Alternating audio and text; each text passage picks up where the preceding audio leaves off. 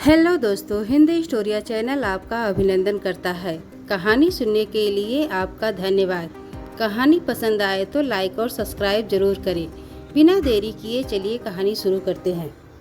कमल भारत का राष्ट्रीय पुष्प एवं उड़ीसा, कर्नाटक, जम्मू कश्मीर और हरियाणा का राज्य पुष्प है।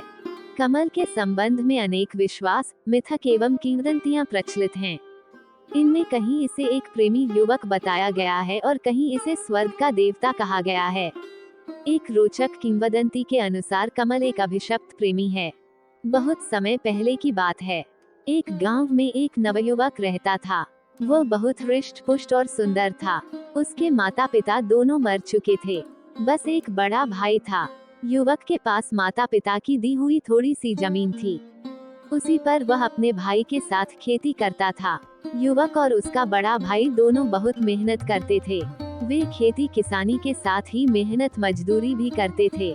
लेकिन इतना सब करने के बाद भी दोनों का गुजर बसर बहुत कठिनाई से होता था। एक बार युवक गांव के जमींदार के खेतों में पानी दे रहा था। सुबह का समय था।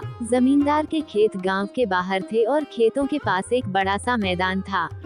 मेलों और त्योहारों के समय गांव के लोग इसी मैदान में एकत्रित होते थे। कभी कभी इस मैदान में बंजारे भी आ जाते थे और अपने डेरे लगा लेते थे। बंजारे कुछ दिन गांव में रुकते और फिर आगे बढ़ जाते थे। जमींदार के खेतों में एक बड़ा कुआं था। युवक कुएं से पानी खींचता और पास की नाली में डाल देता। नाली खेतों के बीच से होकर गुजरती थी, अतः पानी खेतों में पहुंच जाता था। युवक पूरे तन मन से काम कर रहा था। अचानक उसे लगा कि कोई उसके पास खड़ा है। युवक ने पीछे मुड़कर देखा। उसके सामने एक बंजारन हाथ में मटका लिए खड़ी थी। युवक ने बंजारन को देखा तो देखता ही रह गया। बंजारन 15-16 वर्ष की थी और बहुत सुंदर थी। युवक ने आज तक कभी इतनी सुंदर लड़की नहीं देखी थी। बंजारन युवक को बड़ी देर से देख रही थी। उसने अपने जीवन में इतना हृष्ट पुष्ट और सुंदर युवक कभी नहीं देखा था। बंजारन युवक के पास पानी लेने आई थी, लेकिन वो उस पर इतनी मुग्ध हो गई कि पानी मांगना भूल गई थी और उसे एकटक देखे जा रही थी। युवक ने बंजारन को अपनी ओर प्यार भरी नजरों से एकटक घूरते हुए देखा तो घबरा गया। उसके हाथ से रस्सी छूट गई और बाल्टी सहित कुएं में जा गिरी। बंजारन ने युवक की यह स्थिति देखी तो खिलखिलाकर हंस पड़ी। उसने युवक से कोई बात नहीं की और दौड़ती हुई अपने डेरे में आ गई। उसने डेरे से एक पतली रस्सी और कांटा उठाया और युवक के पास वापस आ गई।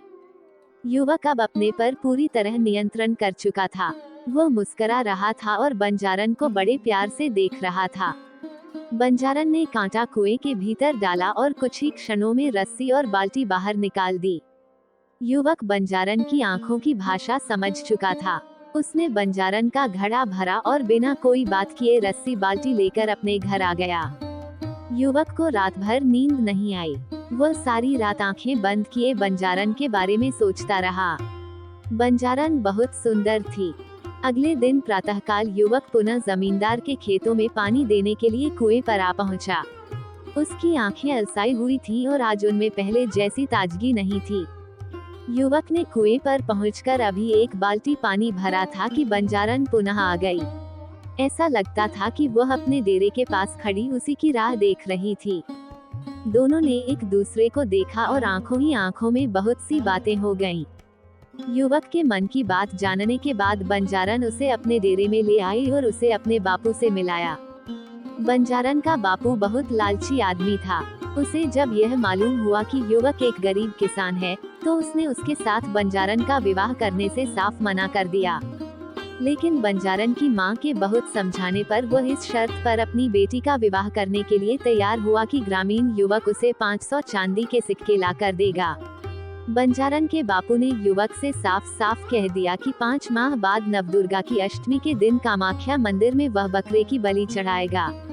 इस दिन तक यदि उसे चांदी के सिक्के मिल जाएंगे तो वह कामाख्या मंदिर में ही अपनी बेटी का विवाह कर देगा और यदि युवक चांदी के सिक्के नहीं ला सका तो वह अपनी बेटी किसी और को सौंप देगा। युवक ने बंजारन के बापू की शर्त मान ली। वह शरीर से हृष्ट पुष्ट और मजबूत होने के साथ ही बड़ा साहसी भी था। उसे विश्वास था कि वह किसी तरह मेहनत मजदूरी करके चांदी के 500 सिक्के इकट्ठे कर लेगा। बंजारे 3 दिन गांव में रुककर चले गए। उनके साथ बंजारन भी चली गई। ग्रामीण युवक अपनी बंजारन को जाते हुए देखता रहा। बंजारन भी उसे बार बार मुड़ मुड़ कर देख रही थी। बंजारन के जाने के बाद युवक अपने घर आ गया। उसे 5 महीने में 500 चांदी के सिक्के कमाने थे। युवक ने बहुत सोच विचार किया।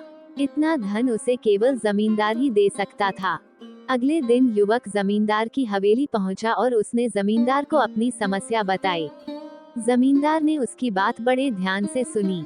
वो युवक को 100 सिक्के प्रतिमाह इस शर्त पर देने के लिए तैयार हो गया कि वो दिन रात जमींदार का काम करेगा और सभी तरह के काम करेगा। युवक ने जमींदार की बात मान ली और जमींदार की सेवा में लग गया। युवक बहुत मेहनती था। वह दिन भर जमींदार के खेतों में काम करता और रात को जमींदार की हवेली में आ जाता और जमींदार उसे जो भी काम देता वो करता। दिन रात मेहनत करने के बाद युवक बीमार भी पड़ा, किंतु उसने बीमारी में भी जमींदार के सभी कार्य किए। धीरे धीरे 1 महीना हो गया। युवक अपने चांदी के 100 सिक्के लेने जमींदार के पास पहुंचा, लेकिन जमींदार ने चांदी के सिक्के देने से इनकार कर दिया। उसने युवक से साफ कह दिया कि उसकी इस तरह की कोई बात उसके साथ नहीं हुई थी। युवक को क्रोध आ गया। उसने जमींदार को बहुत बुरा भला कहा और उसे उठाकर पत्थर की एक चट्टान पर पटक दिया। इससे जमींदार का सिर फट गया और वह मर गया। इसी समय जमींदार के घर वाले और उसके नौकर चाकर आ गए, लेकिन इसके पहले कि वह युवक को पकड़ पाते, वह भाग निकला। जमींदार के नौकरों ने उसका पीछा किया, किंतु वे युवक को पकड़ नहीं सके और खाली हाथ वापस आ गए। युवक भागता रहा और भागते भागते बंगाला पहुंचा। यह एक नया स्थान था। युवक को लगा कि वो यहाँ सरलता से चांदी के 500 सिक्के कमा लेगा और अपनी बंजारन को ले आएगा और यहीं बस जाएगा। उसके लिए अब गांव वापस लौटना खतरे से खाली नहीं था। युवक को काम की खोज करते करते 3 दिन हो गए, लेकिन उसे कहीं कोई काम नहीं मिला। इस बीच उसने कुछ भी खाया पिया नहीं था, अतः भूख से उसकी हालत खराब हो रही थी। चौथे दिन प्रातः युवक एक बगीचे में बैठा हुआ कुछ सोच रहा था। इसी समय उसके पास एक सुंदर युवती आकर खड़ी हो गई और उसे देखकर मुस्कुराने लगी। युवक को लगा कि वह स्त्री उसकी कुछ सहायता करना चाहती है। उसने उसे अपने पास बैठाया और सारी बातें बता दी। सुंदर स्त्री ने युवक की बातें बड़े ध्यान से सुनी। उसने उसे सभी प्रकार से सहायता करने का विश्वास दिलाया और अपने महल में ले आई। सुंदर स्त्री का महल बड़ा आलीशान था। सुंदर स्त्री ने युवक को भोजन कराया और आराम करने के लिए एक शानदार बिस्तर दिया। युवक बहुत थका था, अतः भोजन करने के बाद उसे नींद आ गई। युवक कब तक सोता रहा, इसका उसे पता ही नहीं चला, लेकिन जब उसकी आंख खुली तो आधी रात हो चुकी थी। चंद्रमा का हल्का प्रकाश एक खिड़की से कमरे के भीतर आ रहा था। युवक उठकर खड़ा हो गया। उसने इधर उधर देखा। सुंदर स्त्री का कहीं पता नहीं था। युवक को बड़ा आश्चर्य हुआ। अचानक युवक के कानों से सुंदर स्त्री के गाने की आवाज टकराई। इस आवाज में गजब का आकर्षण था। युवक को ऐसा लगा कि मस्ती भरा गीत गाकर वह उसे बुला रही है। युवक अपने पर नियंत्रण नहीं रख सका और आवाज की ओर बढ़ा।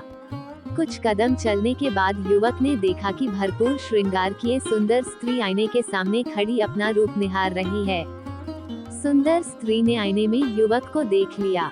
वो उसकी ओर मुस्कुराते हुए बढ़ी और उससे लिपट गई तथा उसे अपने पलंग पर ले आई।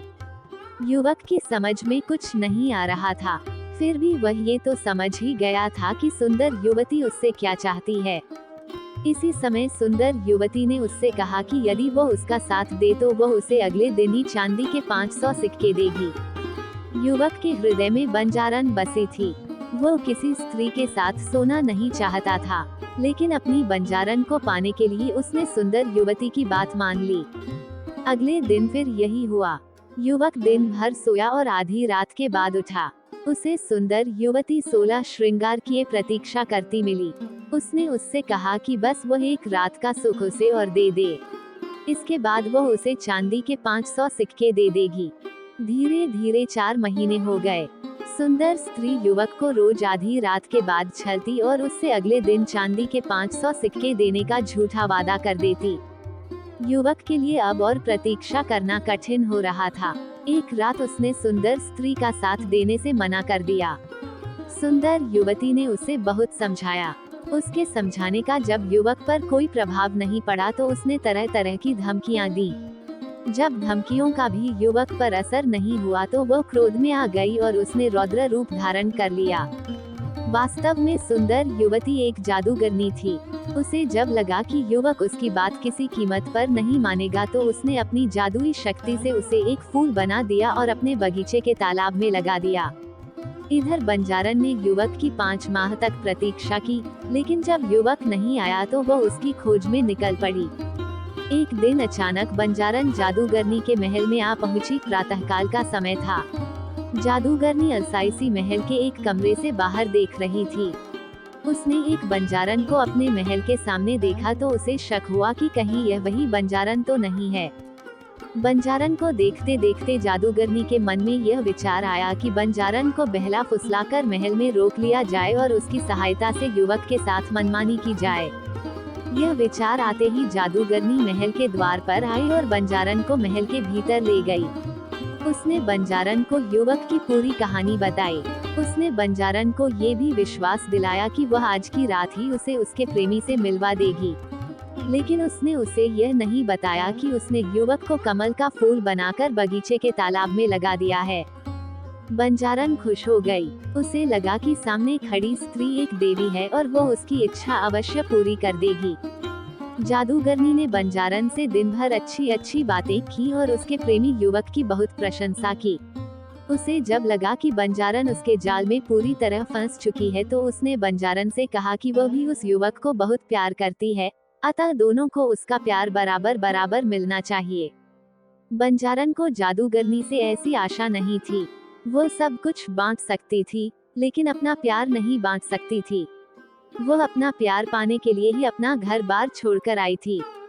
जादूगरनी ने बंजारन को समझाने का बहुत प्रयास किया, किंतु बंजारन नहीं मानी और भड़क उठी।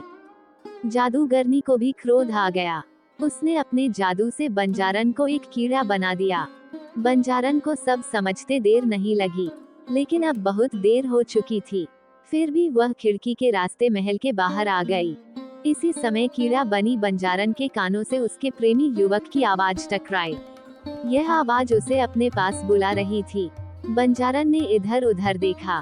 यह आवाज महल के तालाब में खिल रहे एक कमल से आ रही थी। बंजारन की समझ में सब आ गया। जादूगरनी ने उसके प्रेमी को कमल बना दिया था।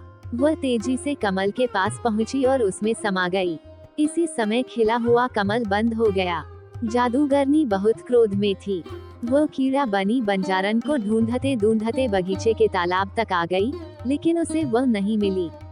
इसी समय कमल मुरझाया और अपने भीतर कीड़ा बनी बंजारन को लिए हुए पानी में समा गया।